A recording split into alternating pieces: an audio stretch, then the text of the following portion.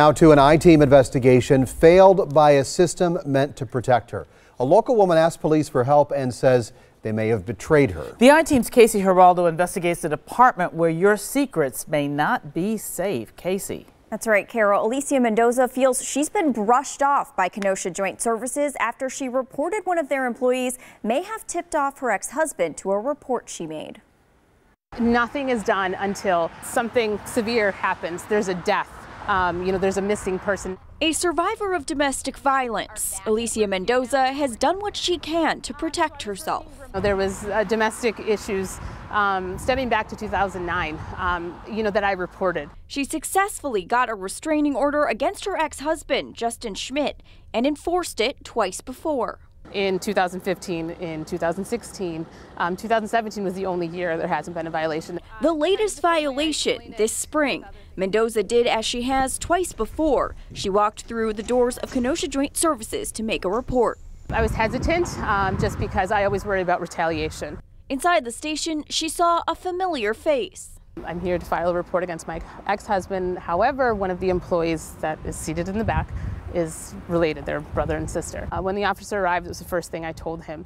Literally rolled his eyes and said, she has nothing to do with this. Mendoza made her report, and a warrant was issued for Schmidt's arrest. The next day, she got a call. My ex's probation officer wondering if I had let my ex know about the warrant. In an email during the investigation, Schmidt's probation officer writes she, quote, got a phone call asking why there was a warrant out for his arrest and if he would be going into custody when he reported for his office visit. Schmidt was taken into custody when he showed up for the meeting 2 days after the warrant was issued. A Kenosha Joint Services disciplinary form against his sister, Amanda Massey, indicates Massey lied to her supervisor, saying she never spoke with her brother.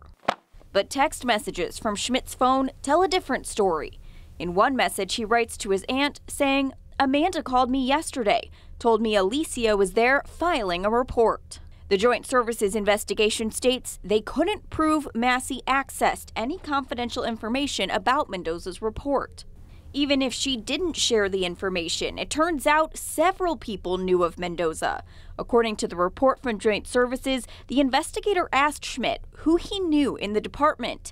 In addition to his sister, he also listed a friend named Pablo, whose brother is the officer Mendoza filed her complaint with. It's a violation of trust. It's a violation of confidentiality. I'm sure they have rules against that. Massey received a written warning for lying and violating a rule requiring competency, efficiency, and using common sense. I don't understand how they can have an employee who can breach that confidentiality, endanger safety, not just mine, but anybody else that might be put in this situation, and allow that person to continue to be employed there. Mendoza couldn't get answers from the people in charge, so we went to Joint Services to talk to Director Tom Gunther. Why should people feel comfortable coming to Joint Services after what happened to this woman?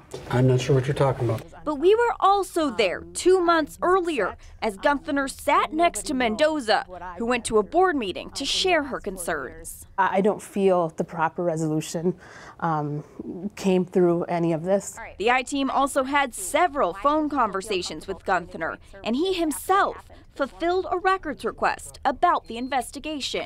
Alicia Mendoza, her ex-husband was tipped off to a warrant. Okay. Can you shut the door, please? Yes. Schmidt was never charged with a crime because of Mendoza's report. The director never did talk to me, and Mendoza is still waiting on answers from the board. She says her ex-husband knew she was at Joint Services again twice this summer. So Mendoza has done this before at Joint Services. Were there problems in any of those previous times? She has not had a problem there before, and she does encourage victims to report abuse. If you need help, you can call 800-799-7233, and we also have resources on TMJ4.com. Very scary. Casey, thank you very much for that report.